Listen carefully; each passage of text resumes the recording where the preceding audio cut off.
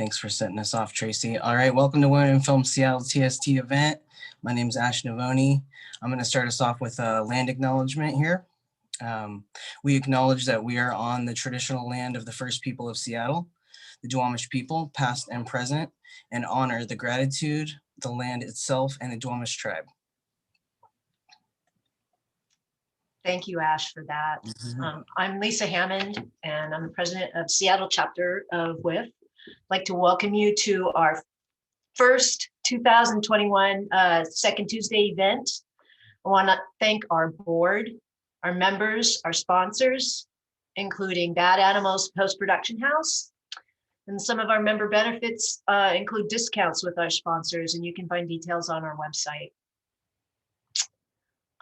Tonight, we have our TSC chair, Abby Ekanizar, is going to introduce our panelists and our moderator. But first, I'd like to make one announcement, and that I'd like to announce that in honor of the Reverend Dr. Martin Luther King Jr.'s birthday on January 15th, that Women in Film Seattle will offer BIPOC filmmakers and film supporters of all genders a one-year membership in your choice of category. We have 4: professional, associate, student, and friend. The offer begins on his birthday, January 15th, and it will extend through Black History Month until March 1st of 2021. So we want to make sure it's on your radar, and that we can provide a free code through our social media platforms. We hope you'll share it with your friends, and we welcome new members to Women in Film Seattle. Thank you for being here tonight.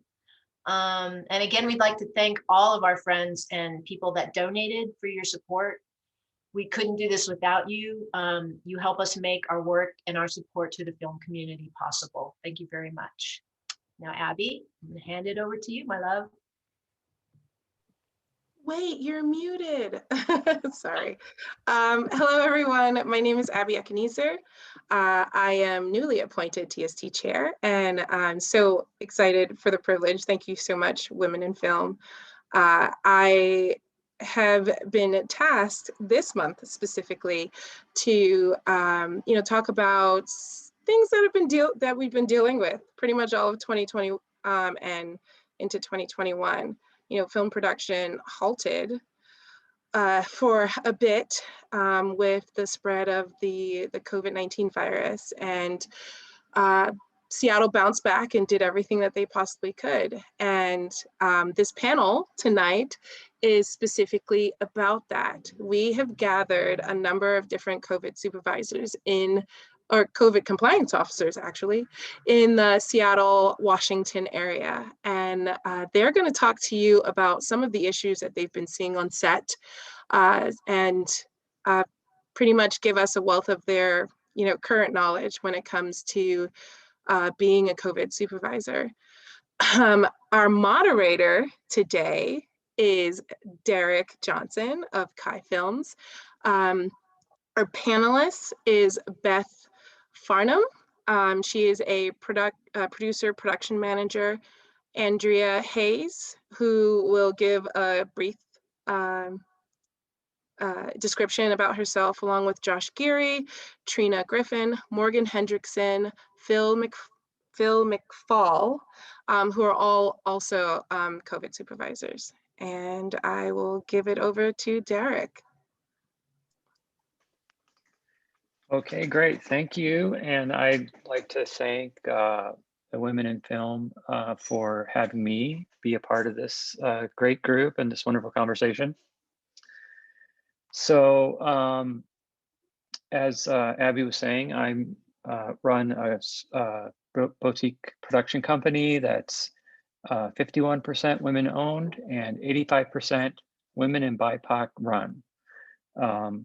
And I have been doing a lot of work trying to make safe set from my own perspective. I guess that's how I ended up here moderating with you folks.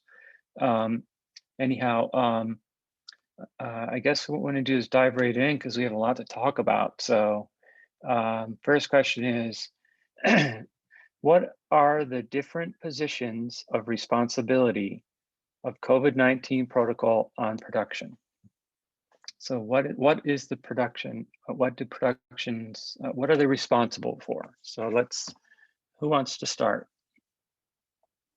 Or I guess we got to go around and do we want to do introductions first, Abby?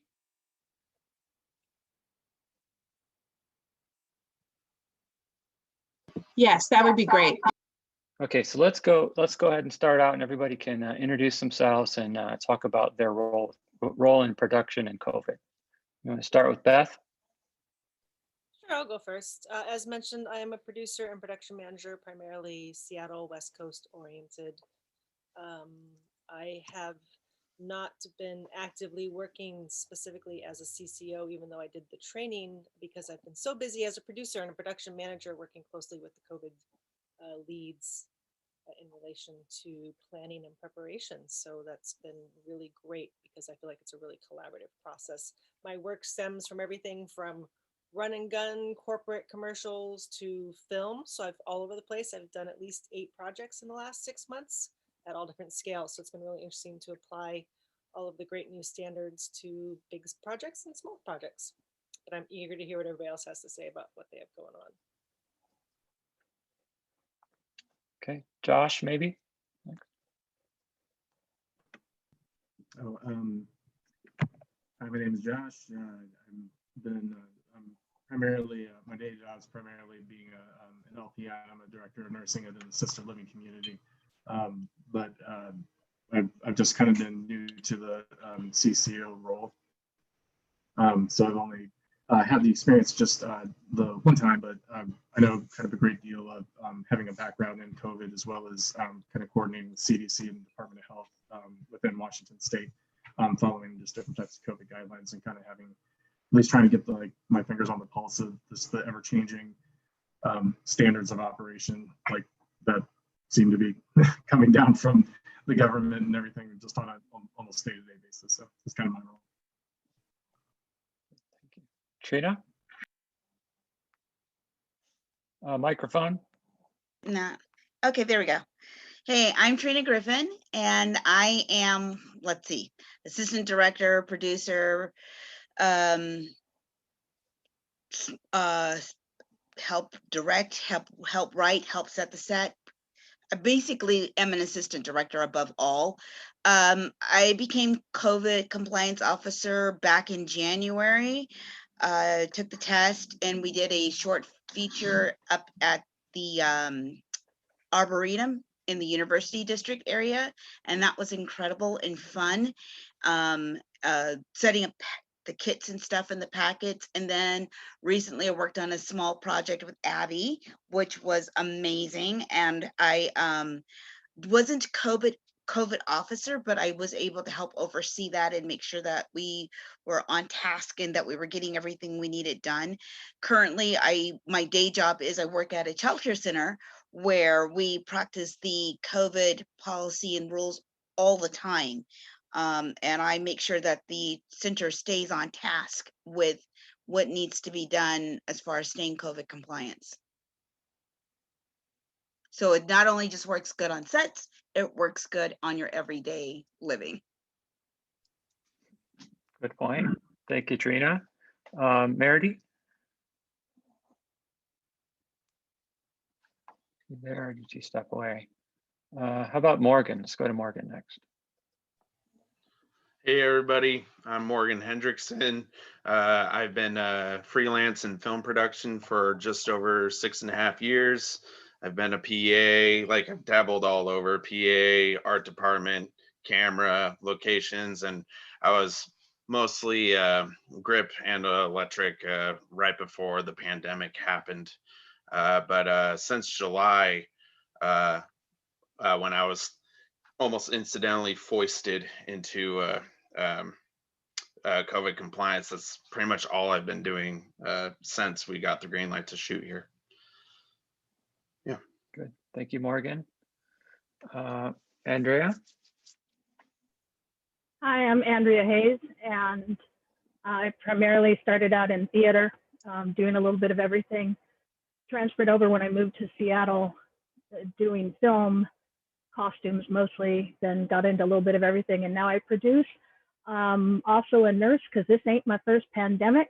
So as I tell people, beginning of the AIDS crisis, I really did not appreciate how my friends were being treated, and took a course in how to care for AIDS patients at home and found out I was really good at it and went back to nursing school, graduated in valedictorian. And so I'm bringing that expertise now to the film sets. I'm also a COVID compliance officer. And I agree with Joshua, you have to just, the information's coming, just do your updates weekly. So thanks for having me. Thank you, Andrea. Phil? Good evening, everybody. I was living in the Seattle area, an extensive background in fire and EMS, medic on an ambulance, hospital. And so the company that I worked for got me up to speed on to be the COVID compliance advisor. And I was working a kind of a short season with a, it's still ongoing, so I'm not going to say, but for a show up in the Seattle area. Right now I am in frigid Wisconsin and getting ready for a set. Yeah, it's that cold. For a shoot in Pittsburgh area. I'll be starting in a couple of weeks. So I'm just in between right now. So let's get these questions rocking and rolling here. So I definitely had some challenges with this last show I was on, and I'm going to take a lot of that information, what I learned the next set. So I think everybody's learning right now. We're kind of learning on the fly. So Phil, maybe you can expand on that and we can start the discussion. Talk about what you learned, and that sort of is the first question, is what is the responsibility for production and the protocol? I think the biggest, it was a challenge from day 3. The third day in, I realized that we're gonna have some problems here, and a lot of it was, I hate to say this, and that's why I'm not gonna say what I was working with, but it was, they took it serious when they wanted to, and they really kind of cherry picked when they wanted to apply the protocols for shooting. And unfortunately, I think as we're learning, they looked at me as law enforcement. Okay. And I said, and it took a while for me to kind of realize, going, look, it's in my title, advisor. I ultimately advise a way to stay safe. And if they choose not to, that's kind of the direction that they went with really quick. You know, they were literally sharing food, sharing drinks, and making a mockery of it, to where they were like, hey, Phil, look at what I'm doing. And they would like, they'd kiss each other. And I'm like, oh my God. It was, and I literally stood up and applauded when I saw and heard the audio of Tom Cruise when he went off on his people. I'm like, yes, finally, you know. So it was like that. Every day was a challenge. And, you know, I'm like, well, how are we going to, let's talk about setting up the food. You know, how are we going to do this where we have good distancing, good spacing, and let's develop these pods and really establish. And I kept saying overlap. I said, we have too much overlap going on right now, where someone's helping another person when they really didn't need it. And now we have a lot of cross contamination. There was construction as well. So it was really hard to have a controlled set. So we had contractors coming in and out, and they'd already be in the house. So security was pretty weak. You know, someone was already in, and like, did you get their temp? Did we talk? Like, I want to interview them. You know, were you with anybody that had, are you a close contact? Are you a high risk? Like, nothing. And it was already, they were already in, and it was too late. So I just don't think it was taken serious enough.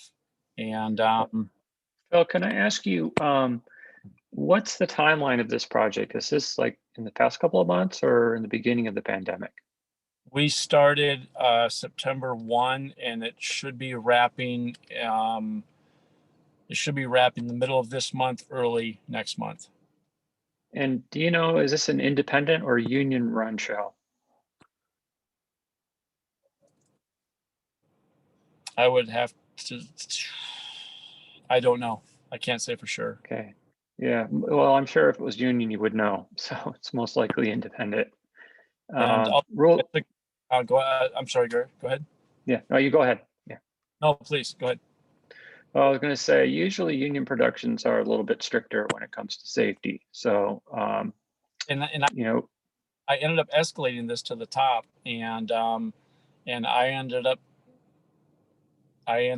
they chose to move on. So I was like, I followed the protocols. I'm like, look, we really need to, subscribe to these protocols here, because we are going to pop hot, and it's such a small, lower budget set.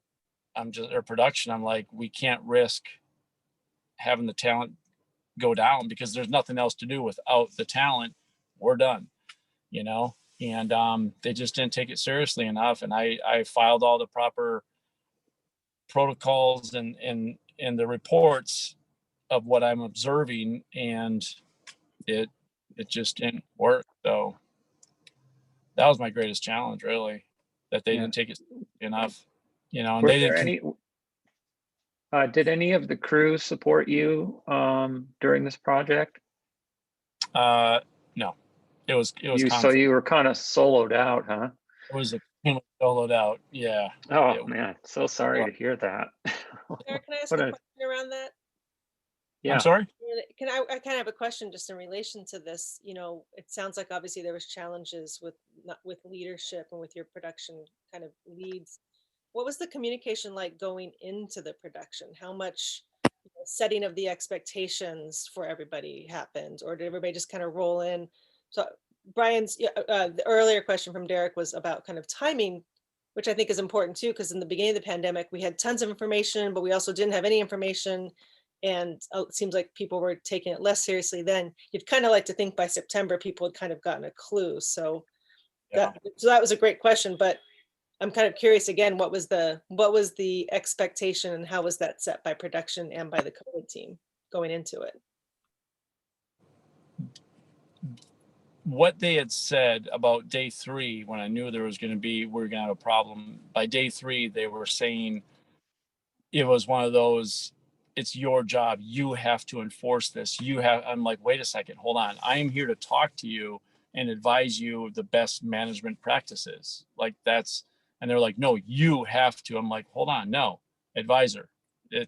I'm not an enforcer. And I kept saying that over and over. And they're like, you have to. I'm like, I have to advise you. You are in charge, ultimately, and they had a different expectation of me. They literally gave me the clipboard, the temps, and they're like, all right, you're going to schedule the COVID test. You're going to be taking the temps.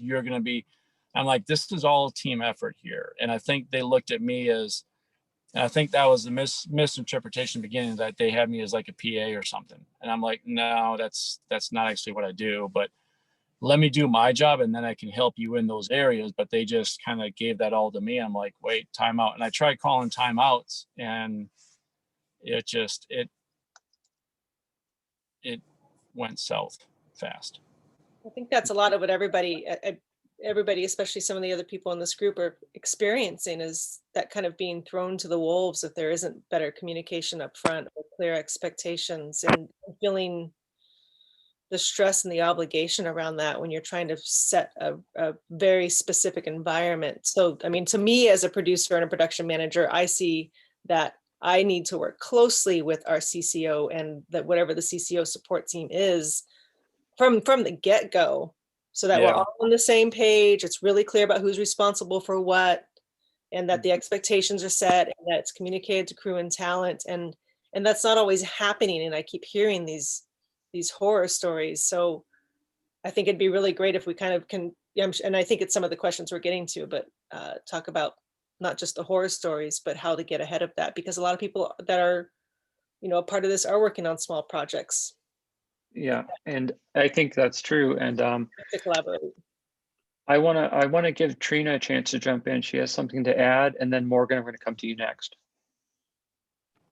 So I was just gonna say, I mean, I have not had any of that issue on the projects I've worked with, as far as in the community and as far as on set, and even here at my current work environment.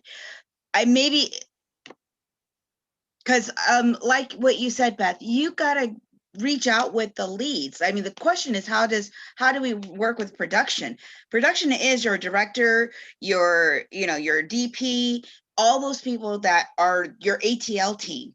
They're the ones that I go in with first as COVID compliance officer. I go in with them first and I'm like, look, as your COVID compliance officer, I really need your support. I can't do this without you. So you got to help me and then when we do our production team meeting before we start every day to go on set, I reiterate the rules again and I let people know this is not something we're taking lightly. I don't know if you've lost anybody on your side of the fence has died to this disease, but I have. And I don't take it lightly. It's not a game. We're not playing with this thing. It's not Russian roulette, and it's not something I want to gamble with. And so I let everyone know we got to make sure we're here for the safety of the team. I'm here for the safety of myself. I'm here for the safety of the cast and the crew. I mean, no dollar amount is worth dying over. And if I feel in any moment that you're not complying, I will step out and leave. And I will remove myself just because I know how serious this thing really is. It's not a game, it's not a joke.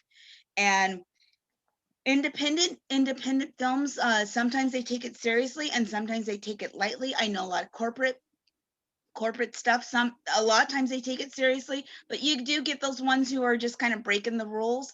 One of the things that we always did too is we sit down with Crafty and we're like, okay, when you're setting up Crafty, this is the way Crafty's got to be set up. We stagger, as an AD, I stagger people's call time. You can't come at the same time. Only this group, the camera team comes at this time, sound comes at this time. I guess I'm a control freak about that. So people really get a good taste of me in the beginning. There's no guessing where you stand with me.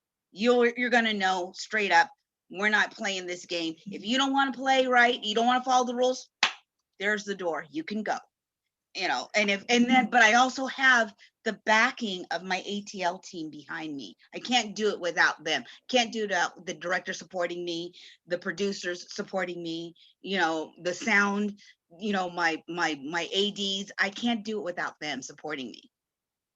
Yeah, that's a good point, Trina. And you did say, I want to emphasize one thing you said earlier, which I really believe is that if they're not paying attention, that you should not be afraid to walk off set, because I think we're all in charge of our own safety if everybody's not on board. So, and I want to take it to Morgan now. Thanks, Derek. And yeah, pretty much what everyone's saying so far. Like, I've worked union jobs and non-union, corporate, commercial. That's mainly been it, as well as a lot of photography, actually.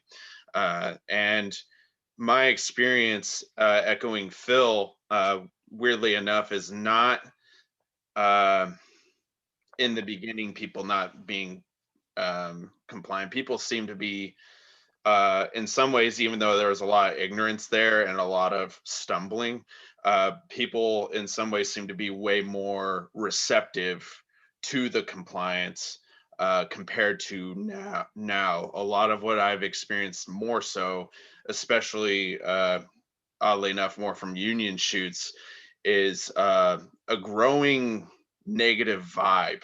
Like, there really seems to be a sense of this, like a big sense of this pandemic fatigue. Like, I think from what I've experienced, and I feel it too, it stresses me out. There's no standardization with this position. And we're following this virus in real time with, this trying to play catch up with it with the science. And I don't think anyone has ever had to pay attention to that or tune into that before and get used to potential contradictions because we figure new things out, like, and always evolving and adapting. So I think that also plays a part in it, is people like getting frustrated because like this is what they thought or thought they knew, like, a month or two ago, but now it's, this. And then there's like different things that different COVID officers are enforcing, and how they enforce, and to where expectations are set. That's a lot of what I've experienced, I think, with people, in regards to them not being as receptive and getting a lot more pushback as time goes on. On top of that, as like Trina said too, like, it all comes from the top down. Production is essential to have a hand with the COVID officer's success. You won't go anywhere as a COVID officer, as far as like actually keeping and creating a safe set, if production is not there with you. And one of the big problems I've experienced actually a bit is COVID is a second thought to production and the creative process, where you are brought on a lot of times last minute and they've already set up everything as business as usual with ignorance. And then they have things that are actually very dangerous, where it's like, yeah, taking different actors and putting them together, mask lists and stuff. And when you come in, you automatically now are seen as like the destroyer of everything that they paid for, because they're like, what do you mean we can't do this? And then that's when you especially pretty much get the production kind of throwing you overboard. And obviously if the rest of the crew feels that and senses that, they aren't going to take you seriously either. And that's very unfortunate. The thing I will say is, as a COVID officer, you are pretty much another form of like an AD, because you are logistically having a huge hand in coordinating the set, in order to make sure that you are navigating the system safely. You help with all the arrangements of the planning and everything to make sure it's all safely conducted. And you have the authority of a stunt coordinator or any other safety management position, because these are real hazards. People, like Trina said, people are dying from this thing. Some people think they're invincible, but they don't realize that even if maybe they get out of it fine, they could pass it on to someone else who will totally suffer, way more severe consequences from it. So I try to go with a firm, nurturing hand, and I do enforce. I am like a law authority of sorts. Like, I lay down the protocols immediately, like early on in the safety plans and everything, but I do enforce it. I do monitor people. I know obviously that can rub some people the wrong way, but I try to do it with a very gentle approach. If some people are being way more disobedient, then I will become more assertive. I will place a more firm hand, and if I need to, take it further up to the producers. Or yeah. Yeah, thank you, Morgan.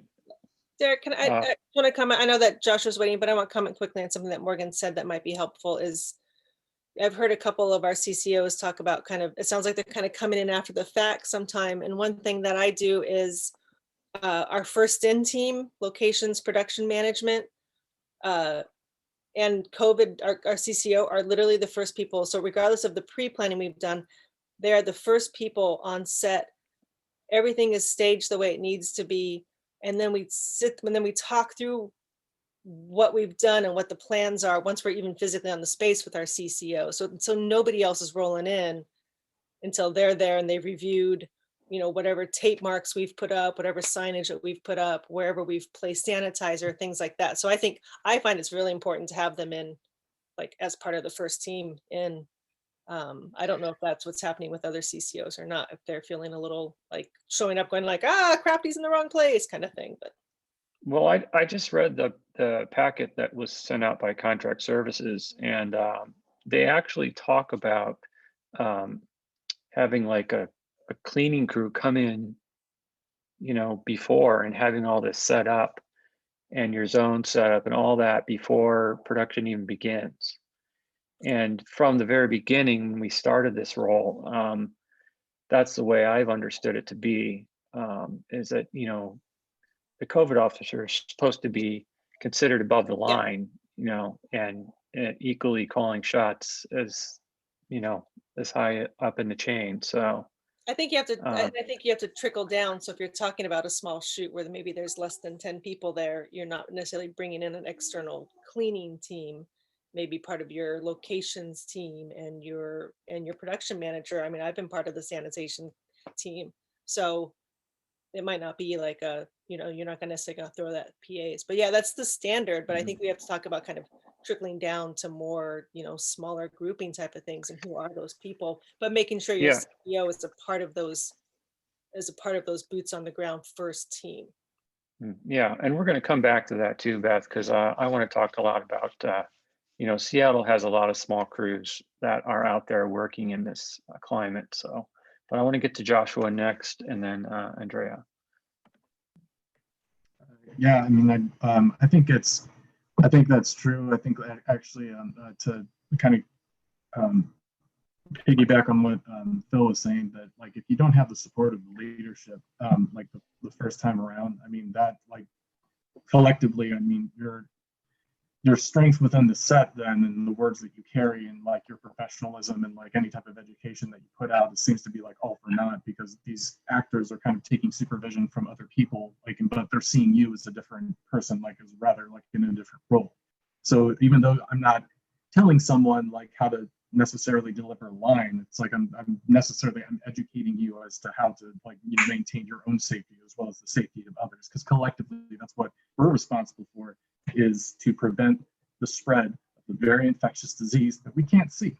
So it's like, so all the education that we provide while on set, it goes a long way. And it's, if you don't have that support from the leadership, like that will all collectively crumble. Like what Morgan was saying, that, you know, we've been in a collective, you know, state of either quarantine or isolation or something, like since, you know, March, you know, April, like since last year. So that fatigue and that loss of resiliency within collectively everyone, we're just like, everyone's exhausted, everyone is like, and so everyone's just fed up with everything. And so collectively, you have people that just have heard wear a mask, and, you know, how to wear a mask, how to social distance, how to do all these different things. And it just keeps like, and you see commercials of it, you see like things on your phone about it, and you see you know, different types of posters that are around on like buses or billboards about it, all these different things. And everyone is just so kind of like, you know, overeducated, or at least exhausted by, you know, hearing all of these things, where it's like, yeah, I know what to do, you know. And it's just kind of this thing where it's like they're brushing it off, as far as, you know, like saying that like they would be almost safe, like, you know, within their own home, but they're not. You know, they're collectively around people that they don't live with, so you have no idea what these people have been like. I mean, so, and all we can do is just basically go off of any type of screening questions, which is what I usually would like to do and have done, is generate like a list of screening questions, because that way that documentation is there. You have actual like people that are reviewing the questions, noting that, you know, they're saying a yes or a no. They then sign that form, and that's their affirmation and saying that like, this is what I've said is true. And then, so if for some reason that's not the case, then you have documentation saying like, then why did you answer no to all these? And you said that you were okay to work. So it's almost, you know, so a lot of these things, like when I think Morgan was saying as well that it was like more of a second thought for the safety and things like, and I echo that as well. I mean, I believe that, you know, that's something that, you know, it's not necessarily where you're casting and you're doing all these things. I think that like, in addition to like building that set and building the actual movie itself, or, you know, whatever it is, you know, that the safety of like, you know, the cast and crew should be paramount as well. So I think like, you know, including the COVID compliant officer within this entirety of the planning and how things are going to be set up and how things are going to work out. I think like once that gets interlaced like within the day-to-day operations, I think almost it could become second nature, really. I mean, like, so, and then educating the crew and the cast consistently, and then having, you know, that communication with them and saying that, like, you know, just a reminder, and I know that you've heard it several times before, but I'm just saying it just to hear myself say it, so I'm saying it to you, so then that way when I correct you later, it's like, remember when you heard me, remember when I gave you this form, remember when you're reading it like in your face right here, that's why I'm correcting you. So don't roll your eyes at me, because we're trying to fight this microscopic virus and we don't know where it's at.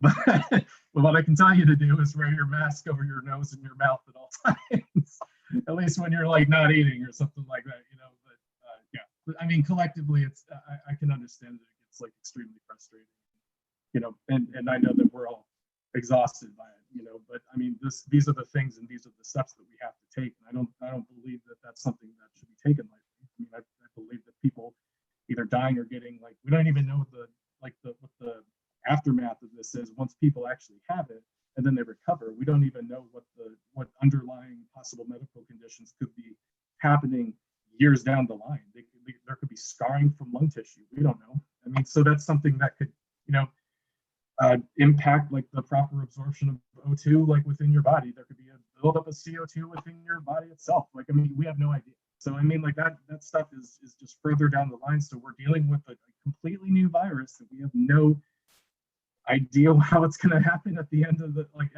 towards the end of the day, and then also, like, you know, like further down the line, we have just no clue. So that's what we're trying to do, is just prevent that mass spread of this disease, and trying to do as best we can in order to maintain safety. Yeah, so that's a good point, Josh. You know, that it is a new virus and there's still a lot we don't know. It seems like every time I work on a project or need to know what's going on with COVID, it's something's different or something's changed. And we all heard the long hauler term. I know people who have that. Perfectly healthy people that, you know, have heart murmurs. A friend of mine who got it, and you know, so it's really still a lot in question. So let's see. I'm sorry, Andrea's been waiting a while, so I want you to chime in there. Okay, first it's Andrea. No, but, Andrea, please feel free to correct me every time. Oh, I do. So I take no prisoners. When I was taking my training, it was always the COVID compliance officers, first one in, last one out. And I primarily I don't do a lot of the big union shoots that have the luxury of the money to hire the cleaning crews. So it's me. I'll grab a PA, tell them to meet me there, clean up. But I tell everyone at the safety meet, well, it starts actually pre-production, where I speak with the powers that be, and if they don't grant me this, I don't take the job. Where it's like, I have the authority, and I can get you, I can make you leave set. I can do that. And just this last week, I was on a shoot, and a member of the crew who was a little high ranking, I hope they were joking when they said it was a hoax, but I don't know. But they didn't want to wear the mask. They didn't want to wear a face shield. They didn't want, you know, they didn't want to do this and that. And I said, well, then you have to leave set. And they, you know, they were like, oh yeah, try and replace me. And I'm thinking, yeah, I will, you know. So it's like, I'm 5'4", but I will stare you down from an 8'9" level. And I am very nice until I'm not, because people are dying. So I really don't care about your feelings right now. I tell people, assume everyone on this set has it. Just assume that. Go from there. And I think it's, I was a charge nurse for, well over 25 years. And I was responsible for not only the patients, but the nursing assistants and family members. And again, this ain't my first pandemic. When the H1N1 came out, we had to quarantine an entire ward because these people all had compromised immune systems. And we lost 7 people in 1 week because some people weren't following the quarantine rules. And so, yes, I will. You don't want to get on my bad side. Ask anyone who's worked with me, because it's true. It's not like, oh gosh, you won't be my friend anymore. It's like, well, you may not be around to be my friend anymore if you're going to scoff at these rules, because you might be dead. So there. Yeah, thank you. I definitely, that brings up, you know, there's a couple of questions coming in from the audience and also our list, which I want to segue to now, which is, I'm going to kind of throw this out to the group as part of this next piece. So we've all heard that there's been pushback on sets with safety regarding COVID. So do you think that has something to do with the fact that the virus has been politicized? Also, who makes a good COVID officer? What does that person, what kind of traits do they have? Do they need to be medically trained? We've all seen there's several COVID safety tests that you can pay $5 and get a certificate and become a COVID officer. Does that work? Does it not work? And Andrea has her hand up. I think it's good to have some kind of a medical background. And you're right, when this first started, there was what I called the 5-minute test. And everybody's like, look, I'm now a certified COVID compliance officer. And I took it and I was like, this basically says wash your hands and wear a mask. It's like, duh. As to the type of person that makes a good COVID compliance officer, a good AD. I know I've worked with Trina a lot as an AD, and I've hired her as an AD. And I don't have anything to worry about because she puts the hammer down, things get done. Once again, it comes down to you can't be afraid that people aren't going to like you, or, you know, oh, my feelings might get hurt. So yes, a good AD is good at, you know, you don't have to be mean all the time, but gosh, when it comes to it, and again, I fully support Tom Cruise. I was like, oh my God, I actually agree with Tom Cruise. So yes, a good, strong AD makes a good COVID compliance officer. Phil? I think I'm really glad to hear someone has had better experiences than I have. I think as far as the authority, Andrea, I think, and everybody is, I think we're only, as CCOs, we're only given as much enforcement potential as the very top allows us. And I went to the very top, and, you know, a lot of my set was having poker parties. They were doing wine on the weekends and getting together. I mean, they were completely more than just non-compliant. And I let the very top know, and it was, do you have proof of this? Here's the text thread. And I was told to stand down. So it's like, I've been a bouncer in some pretty rough nightclubs, and this set walked all over me. I had the taped out areas, I had foam, sanitizer, and nothing was complied. Like, they didn't follow. And I'm like, I've been shot before and I'm getting walked on these people. I'm like, I just, it was crazy. And I realized I'm only given as much authority as the very top allows me to enforce. Does that make sense? Mm-hmm. Yep. Go ahead, Morgan. I think from what I've observed and just listened to, I think someone that makes a good COVID officer is someone who is a patient educator, because in order to earn any sense of respect or leadership from the crew, you have to bring the receipts. You have to know why you're enforcing what you're enforcing. Otherwise, no one's gonna take you seriously. I think like a patient educator is number one. That's how I've actually had the best responses to people abiding by what I'm laying down for every shoot, is when I can actually take the time and try to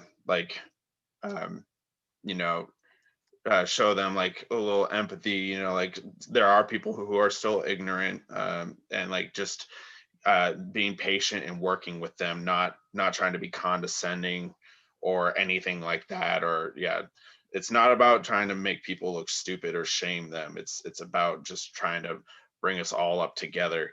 I think that's pivotal. But also someone who's great with conflict management, someone who understands set etiquette and the hierarchy, the dynamics of things, and knows how things work logistically. And I think yeah, like someone who's probably had like a department head position or had experiences like that before. I think those are like the main crucial things that makes someone probably perfect for a COVID officer. So I would say in relation to your politicized question too, there is a certain level of diplomacy that's needed between CCOs and production leads. That's not quite the political question, but diplomacy is important. Right. Well, you know, production leads and crew, I mean, we're all kind of in this together. So a couple of questions off our list is like, what about crew education, including the top, right? Not just the PAs and crafty and, you know, but I mean, are you, any of you having experiences doing educating before production? Or how does that working out for you? Or does it all kind of happen just pretty much right as soon as you get to the studio or location? Morgan? That's been mixed from my experience. There have been productions where I'm literally spending almost like a week and a half through emails and phone calls, like not even hired yet for the job, just working through with them with all their questions and like what they were, you know, what the shoot is looking like, what they're trying to go for, and like what all that might entail. But then there's other shoots where they seem to have a sense of it under control, and then I end up having to educate when on set, when I'm dropped into things that I wasn't informed about. So yeah, that's been my experience. It's been pretty mixed. I'm not sure about others. Thank you, Morgan. Andrea? That's Andrea. But I mostly work, again, I like no budget to small budget films. And one of the differences is if I know the cast and crew, then it's really great. But I will send the emails, I will send charts, and it's like, bear with me if you've already read this, or bear with me if you've already seen this chart. And it is nice when crew members will come up and go, I had no idea that was, you know, not how it's spread, because everybody should know by now, but just why and why it's so nefarious, and you know, just what the little spikes are on top. And so I like educating people on it. And to what Beth said, the diplomacy, it's like, yeah, that's why I get it out of the way in the safety meeting. That's your, like, this is okay, this is me being smiley, and this is your get out of jail free card right now.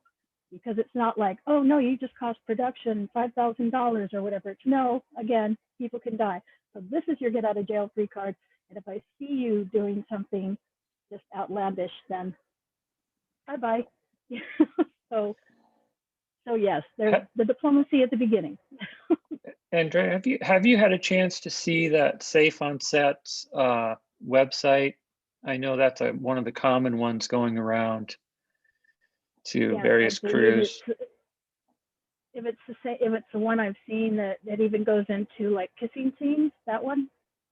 I think so, yeah. I think they even have like 2 or 3 levels now. So okay, yes. I mean, all education I think is important, but you know, what's the value of that versus you know, just having a safety meeting with you before the shoot starts? Value of education can't be underrated. That's why I send out things beforehand and am willing to answer questions, just not right at first when we're setting up and I'm getting temps and signing you all in and doing the contact list. But yes, there's a lot of misinformation out there, and that's why the CDC still remains one of the best sites to go to. There are some nursing sites that I go to that I trust, but there's so much misinformation that it's just again, the internet, blessing and a curse. So definitely vet your websites. I think Joshua. Okay. Yeah, Joshua, go ahead. Yeah, I agree. I think like as a COVID compliance officer, like you're the subject matter expert. Like that's what they expect you to be. Like, and then it's your job, it's your role. Like in the NCO, I was former Army, but like in the NCO created, it says like to be technically and tactically proficient, like in communicating, like whatever you would like to put out to any of your soldiers or anything like that. So that's like you are the subject matter expert. So really all of the information, all the education that you have, you're kind of being relied upon to actually go to these credible websites or like to have any type, you not necessarily need to have medical training in your background. I mean, it would help, but I mean, it doesn't really necessarily like mean you just be very well read on like on the virus itself. But you know, the CDC is always like the go-to for me. It's I always take the guidance from CDC, you know, follow up on Washington State, the LHJ, Department of Health, just like every type of thing that's like, you know, any type of new dictation or guidance that's being put out. There's even like daily temperate kind of climates that they have, like either new hotspots, like, you know, new cases that are either on the uptick or like on the downtick, depending on different types of regions, different types of counties. So, I mean, there's, if you really want to nerd out and get into the weeds about it, I mean, you could be the subject matter expert on set. And that's what they kind of expect you to do anyway, because they can just Google anything and they're just going to read anything. They're going to read the top thing that they Google, and that's it. Yeah, I'll back that up and say it's important to me, not just in my role, but if I'm working with a CCO, that it is somebody who is staying on top of the most current and the most valid information. And I've been doing a ton of work traveling, but also bringing people in from other states. So you also have to constantly be monitoring, like, okay, what's the hot spot here? What's the hot spot there? So it's like you almost have to stay on top of it every single day. And from a producer standpoint, I want my CCO to be right there with me, so that we're kind of getting ahead of things and we're both monitoring things. And it almost feels like information overload, but it can't feel like that. You have to take the responsibility to just stay on top of things. Mm-hmm. Andrea? And once again, it's Andrea. but, I'm so sorry. Yeah. I'm just kidding. You know, I have a close friend that's name is Andrea, and it took me forever to get that in my head. So I have to undo that. That's okay, Derek. Anyway, it goes back to like at the beginning of the AIDS crisis, when we did not know how it was transmitted. It was still called GRID. Just to be able to take some of these temperature and vital signs, I had to put on full gown, like almost a hazmat thing, because it's like we didn't know where it was coming from.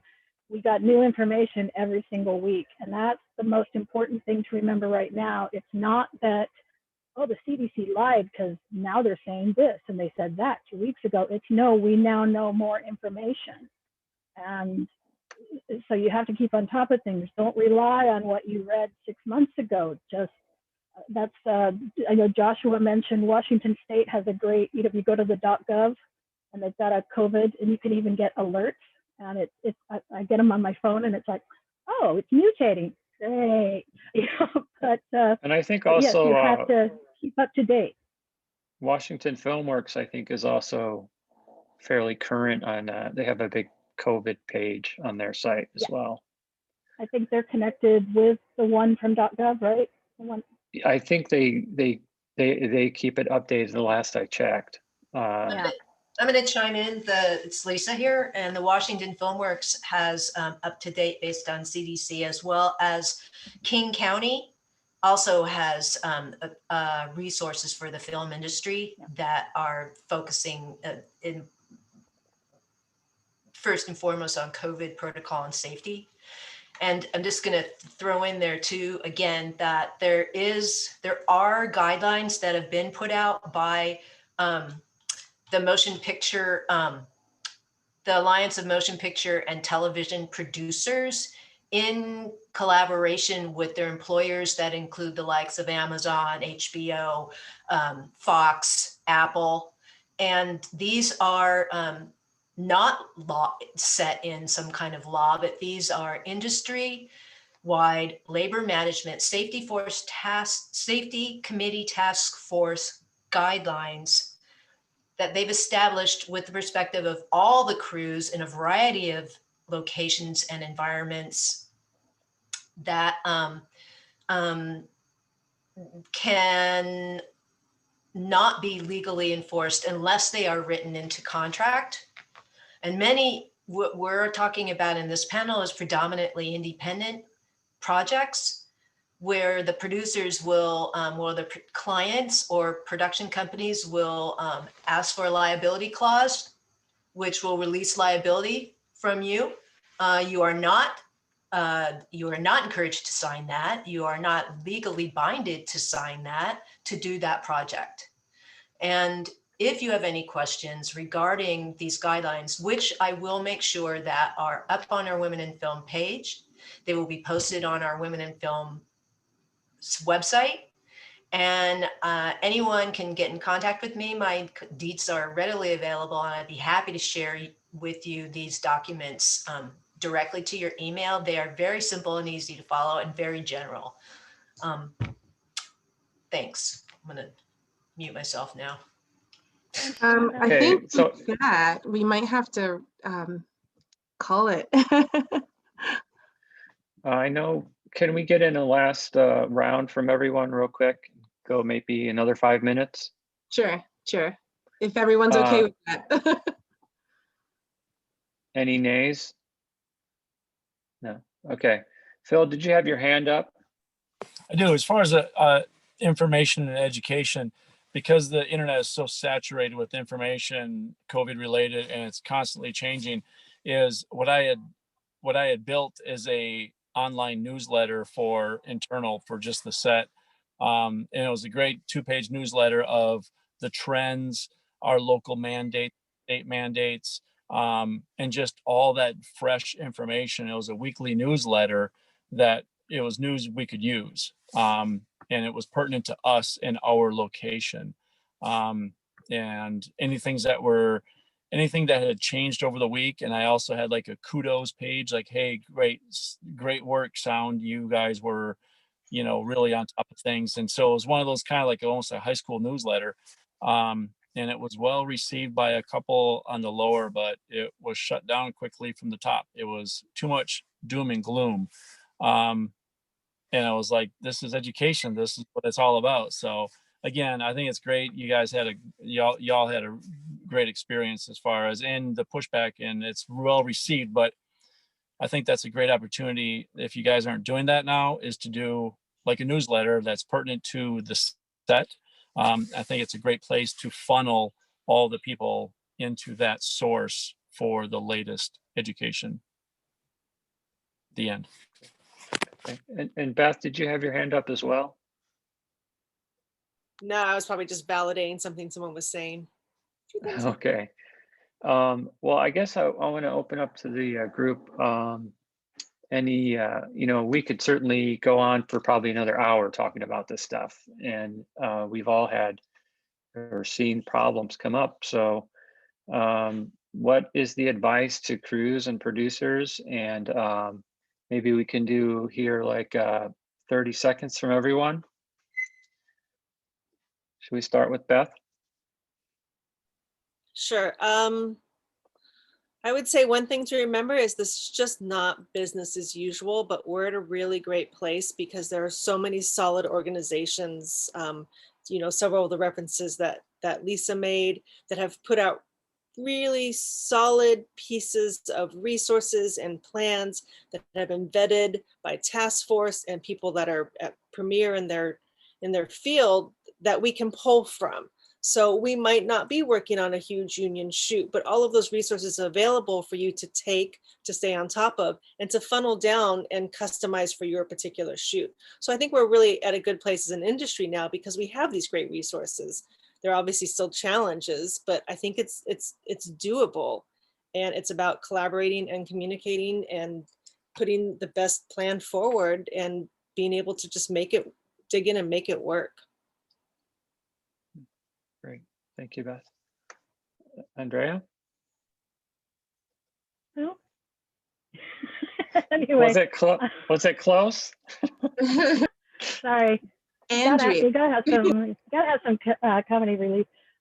My advice is consistent. It's like vet your sources, and continuing education is the most important thing. If you got your certificate 6 months ago, read up again. And every crew member should at least take the 5-minute one, because it can't hurt, and take all the free ones you can, but through the proper websites. But yes, continuing education is the most important thing right now. Thank you. Thank you, Andrea Morgan. out.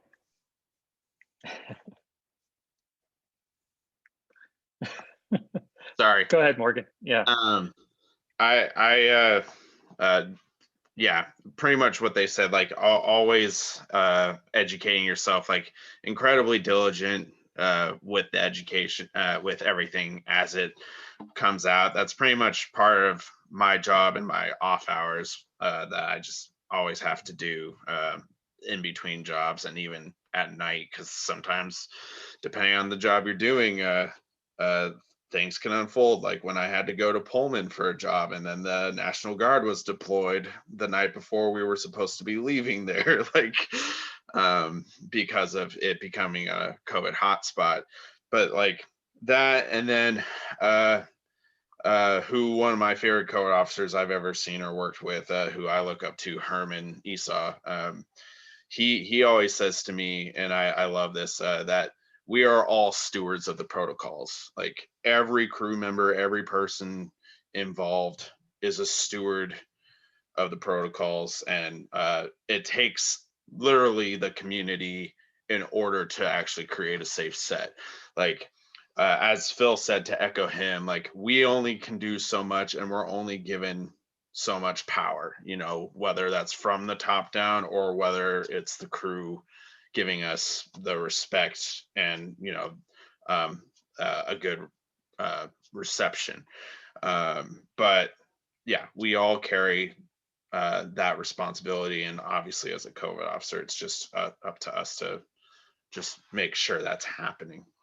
And then yeah, hopefully my last thing is making sure COVID officers are involved from the very beginning to the very end, and not a second thought to not like destroy or dismantle your production. We're here to help you, and we can make the production doable and more efficient if we are there from the beginning. Let's ask Herman if we can get that printed on t-shirts. Yeah, it's an amazing, amazing quote. Very good. Thanks, Morgan. And Joshua, any final advice?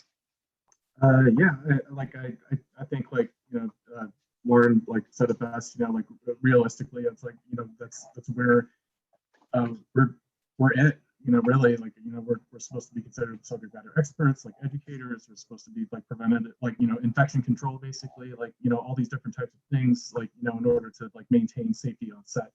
And also, just wanted to echo Phil. That was a great idea. Like I think that like online newsletter, that's like outstanding stuff. Like in my community, we have a channel that we show residents continual like COVID education, because when I be the bad guy and like let them know that like the mask goes over both your nose and your mouth, like then like they don't like I can just like produce that on the channel, and they can watch it on television, and they can see me saying that like wear it over your nose and mouth.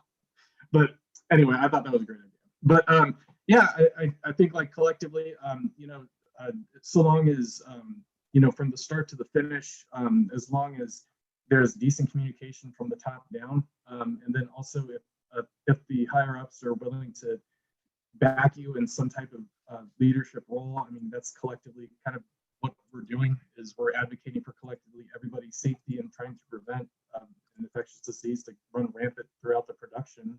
I mean that's something that I would definitely advocate for. Communication, education, collectively everybody working together to have the one common goal is just to basically keep everyone safe.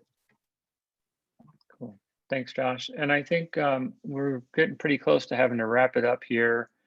Phil, did you have any last things, or you kind of feel like you got it? I really appreciate everybody, and hearing these stories has helped me a lot as well. And I think that's a big thing as far as this collaboration right here. We need to collaborate as CCOs.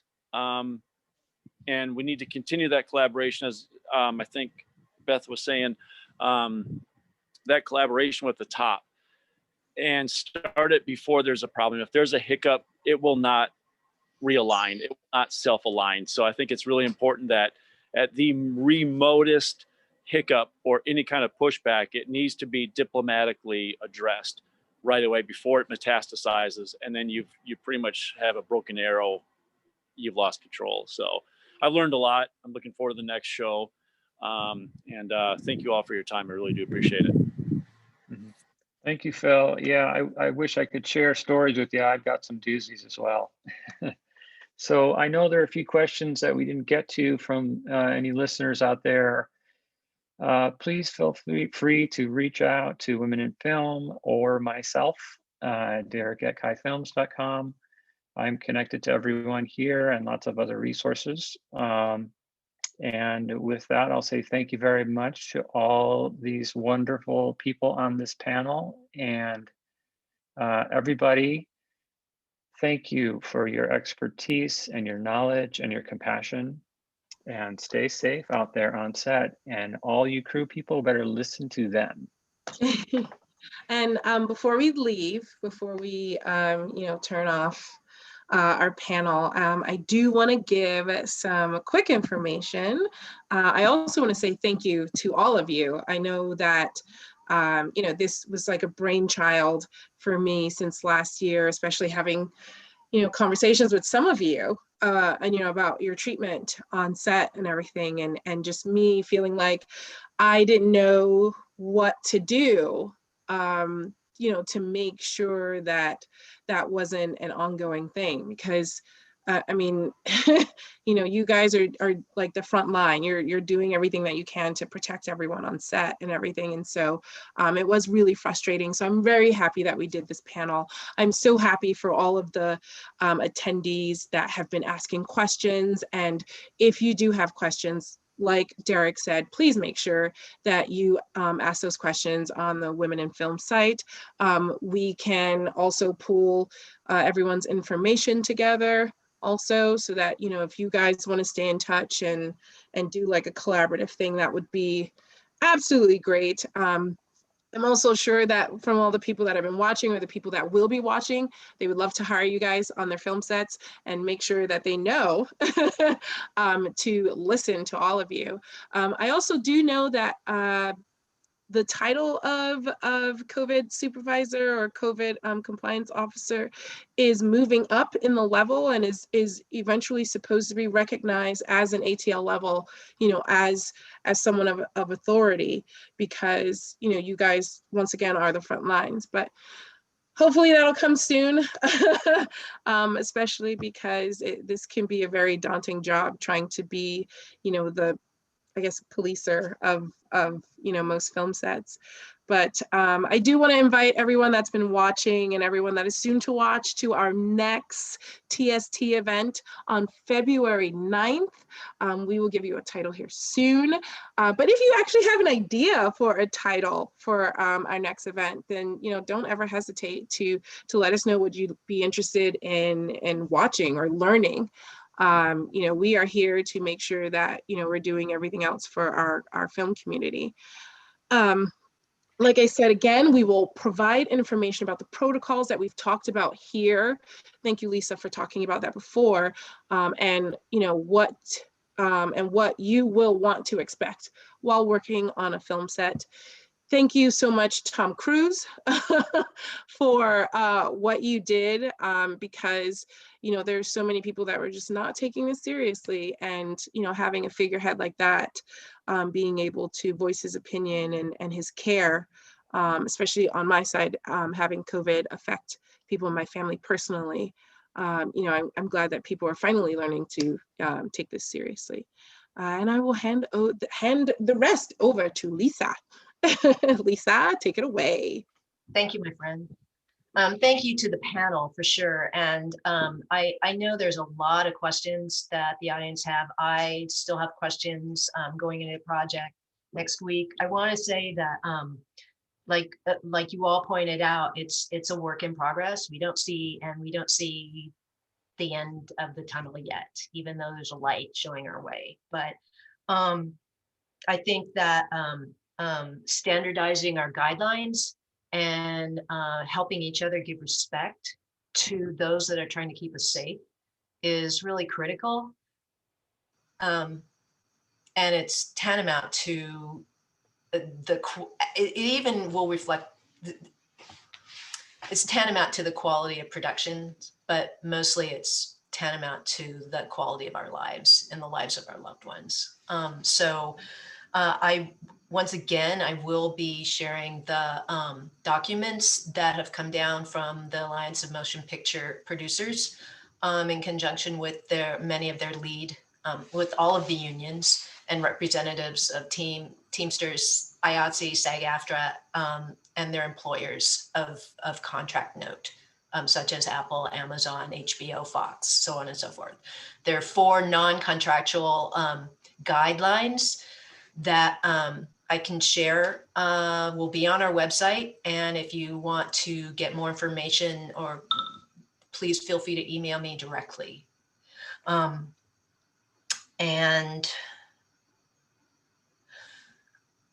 if you would like to do another continuation of this panel, please reach out to Women in Film. Email us at womeninfilmseattle.org, or me personally, and let us know. Abby is our TST chair. We're got our annual board retreat in 2 weeks, and we will be planning out the rest of the year. It's going to be big time fun, socially distanced. And unless there's any other, there's one thing I need to address, and it's the heinous thing that happened at our Capitol last year. And I've got a statement from Women in Film. Not last year, January 6th. Feels like last. Seems like a year ago, doesn't It it? does feel like a year ago. What we witnessed last week at the nation's capital, at our nation's capital, was a heinous display of domestic terrorism. Nothing short of. Reckless, rabid, systemic hatred on display for the world, resulting in the deaths of 5, maybe 6, and the near hostage taking of our legislators, including our own Congresswoman Pramila Jayapal. May she have a speedy recovery after being exposed to COVID-19 by reckless colleagues. Thank you, Pramila, for your work. I believe I speak for the Board of Women in Film Seattle. We denounce the attempt to subvert our government and the will of the voters, and any assault on our democracy. Peace out. See you in February. Bye, everyone. Thank you, board. Thank you, all of my panelists.